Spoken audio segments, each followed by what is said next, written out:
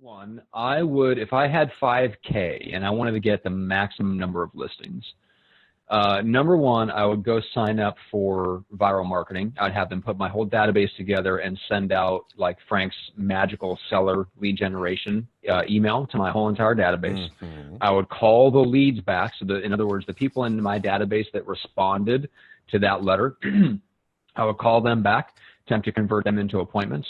And then viral can also help you out. There's a couple of comments on that thread in the LGSO group about Facebook retargeting and remarketing. In other words, taking your database or the people that you already have access to and running Facebook ads to them. We talked a little bit about that on one of our episodes with Nick Sakis last week.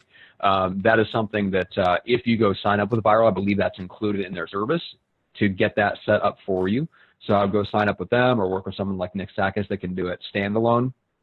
So I'd make sure that, number one, you build the wall around your database first, right? So make sure you're getting the maximum number of deals out of the people that you already know and like before you start expanding out and try to reach the world at large. So one of the interesting things about when people think of marketing, they automatically, Greg, think of cold people that don't have, that have no connection, and they have no idea where they have a need for what they do, right? And those are the two things that we talk about in getting out business. If you actually want business that closes in the next 90 days, you have to go after people that already have a connection, so some of the trust building is done already, and they have to have a need for what you do.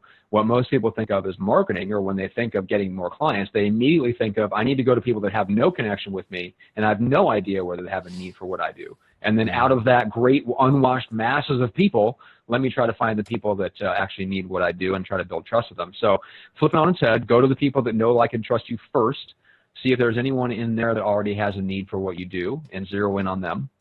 And then I would take the rest of the money, Greg, and I would go probably invest it in something like prime seller leads. Penny stocks. Yep, that's right. Penny stocks. Michael Milken, all the way. Junk bonds.